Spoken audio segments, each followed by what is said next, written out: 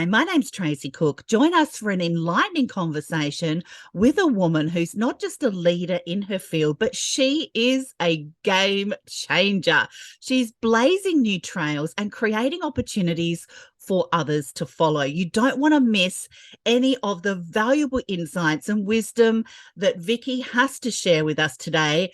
Mrs. O, she is amazing. She is just an outstanding servant leader. She leads with her heart and she is just such a trailblazer. I'm so excited for this faith-based Women in Business series. Vicki, I am so honored to have you here on the podcast Empire. And can you tell us a little bit about who you are and what you do? Definitely. Thank you so much, Tracy, for having me. It's a pleasure to be here. So I am Vicki Otaruyina, and I am an elevation coach. And what is that? I help persons to reach their peak potential. So through my coaching business, I work with primarily females to help them become healed, whole, and purpose driven. So that very often in life, we have so many things holding us back from being who we are truly called to be. So I work with those persons to help them reach or soar at higher levels. So whether they want to open a business, whether they want to start a ministry, whether they want to start a new project, a book, a magazine, whatever it is, we work together to help them to be the whole person they're called to be and to execute according to the plan of God. I also work with ministers and ministries, helping them propel their brand to higher dimensions as well. Healed, whole, and purpose driven. I love it. What a powerful place to actually be in. Now, I just am really curious, in what ways do you believe your faith has really equipped you with unique strengths and perspectives that have helped you to really succeed in your business? Yes. So what I want to say is that I didn't begin here, and there's so much more to do, but I didn't begin here. I began at child loss. And having experienced that loss, I would have come to a place where I pursued my own purpose. And of course, it's a hard place to be, but it's always there for a reason. And then going through that, being healed, and also having experience in marketing, God would have began to show me how I can help other women, even using the marketing concept of situational analysis, creating objectives, creating your action plan, and doing your research, using that to help other people to overcome things. So my faith, it started out with faith, but then God began to show me how to create a business out of my pain. So from pain to purpose, and then from pain to purpose to business. So it was really important for me to have that basis of our scriptural basis and experience and faith in God. Because if I want to say, if it wasn't for the loss, a lot of what I do today to help women as a business, and a lot of what I do today to help authors launch their author brand and so on, it wouldn't necessarily be happening because the experience led to that, basically.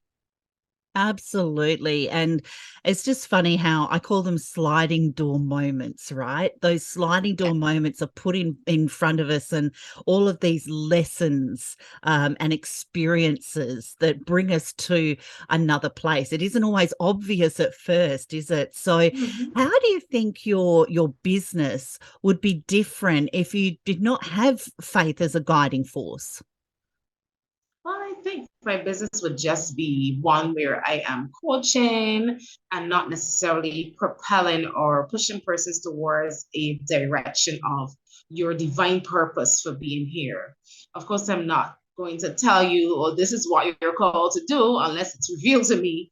But outside of that, my role is to help you see the value in you, see the potential, and then live out that potential, whether it's in a book, whether it's business, etc. So without the faith, I really don't think I would be in any, I probably would be in business, but it wouldn't be this fulfilling.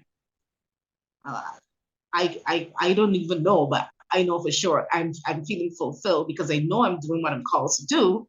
So I don't believe that maybe I may not be fulfilled. Maybe I would have been miserable.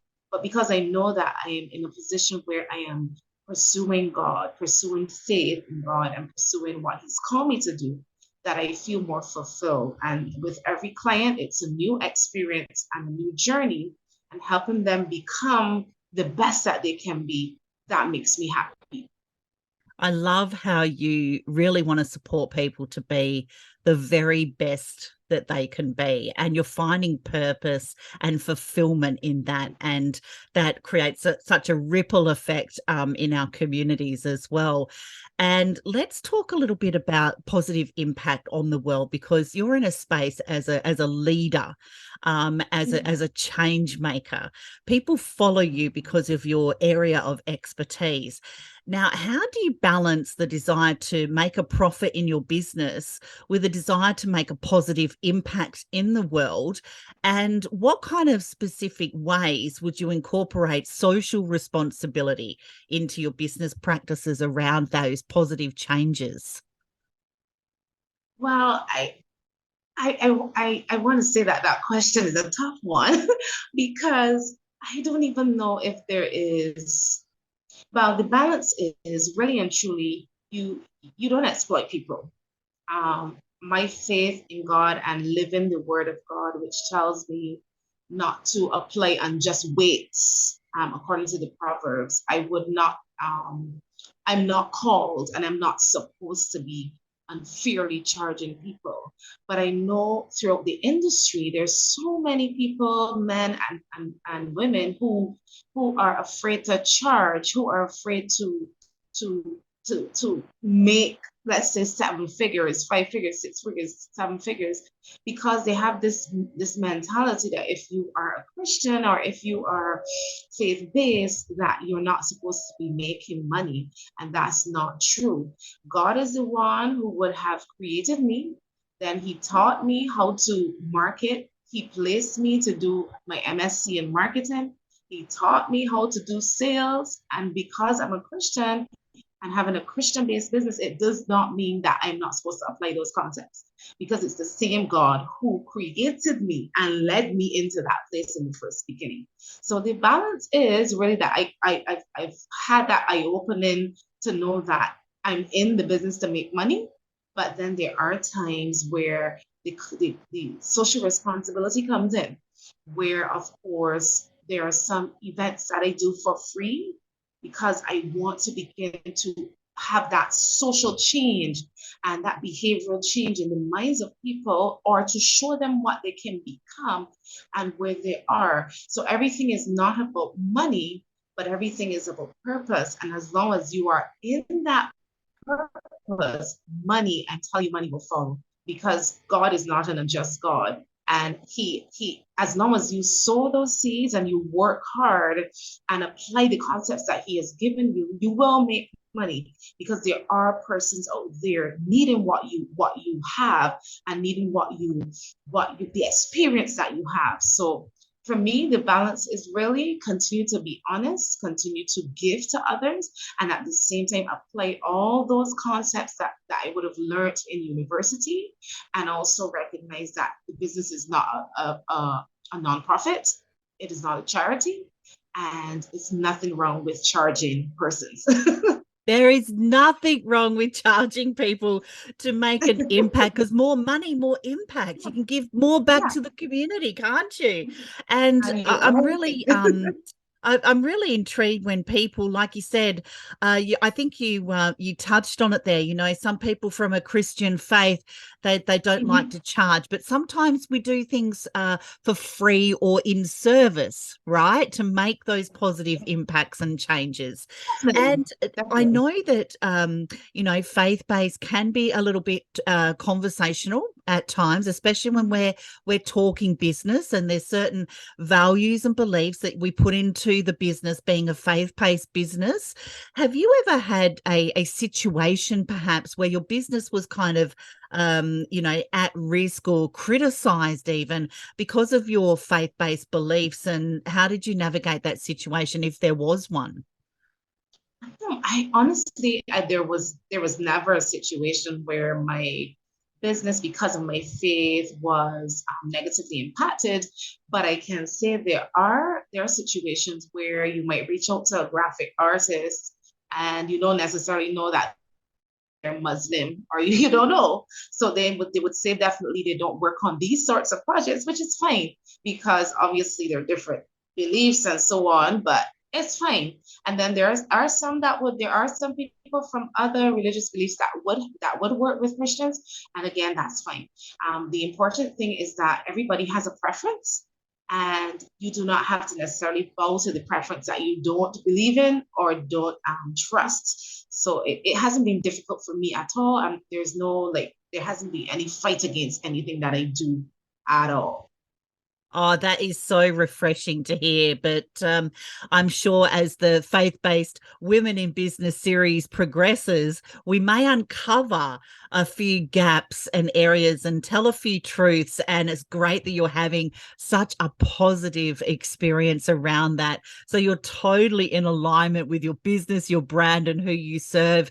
And how do you stay connected to your faith and community and find support as a woman in business?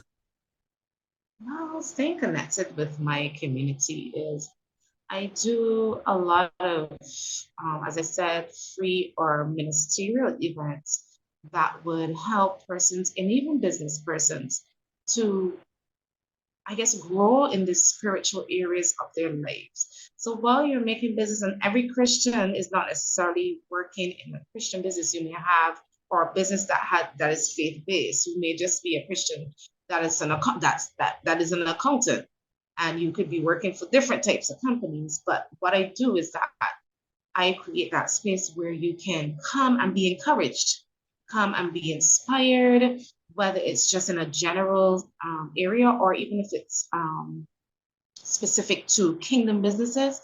I give that space in my community that persons can always come, they can ask questions, they can, and even through my magazine, I continue to encourage people, no matter their level, no matter their pedigree, whatever they do, to always seek to become everything that they've been created to be and to put in the effort at doing so. Absolutely.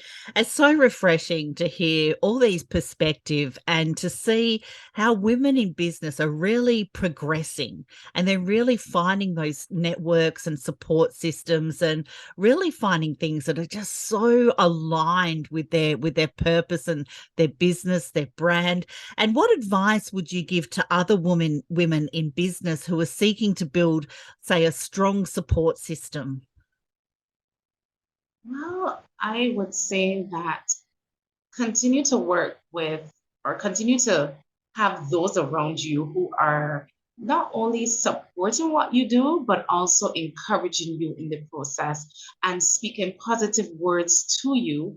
Yes, there are some criticisms that will come, and positive criticisms that are designed to help you become better. So, not every negative thing is a bad thing, and not every negative that someone sees about you is bad, but continue to build those relationships with persons who will encourage you and push you, and vice versa. You're doing the same thing for them, encouraging them and pushing them. And of course, your entire community, that's what you are called to do, whether you are whatever profession you are in, as long as you are a person of faith, as long as you know you have a relationship with God, you are called, you were called by nature as a child of God to win souls, to help people, to encourage people, to bind up the brokenhearted, to help persons see a new perspective of hope. So whatever you do, have that perspective in your community, and then have those persons around you that also have that perspective, and that would encourage you spiritually. And as you are boosted spiritually, definitely in your business you'll be boosted as well. Now I know, especially in the kingdom as well, that you're a huge force behind.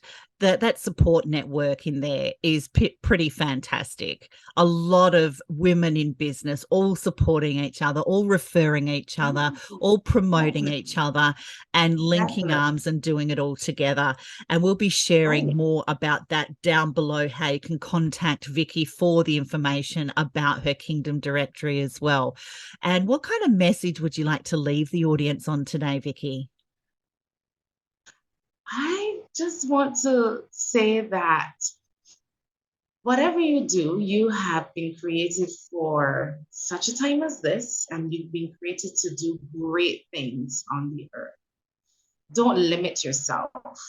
You may not be where you want to be now, but as you continue to be present, continue to push, continue to do what you were called to do, continue to push that brand, push that business, because one day, because you've been consistent and because you've been consistent not only in your business, but consistent with your faith, you will be blessed. The doors will open. But sometimes God puts us in a position where we have to work, and as we work in those small areas, and as we make a little bit, and as we give out to others and so on, he's training us. He's training us that for when we get to the stage of the 5 figures, 6 figures, 7 figures, but it starts at a small place. It might start in a valley before you get to the mountaintop.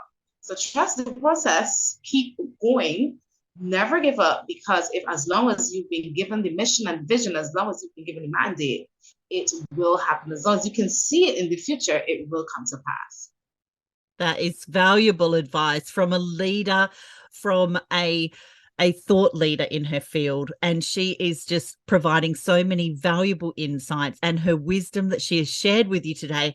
Vicki, it has been an absolute pleasure, and welcome to the Faith-Based Women in Business series. Stay tuned for our next episode.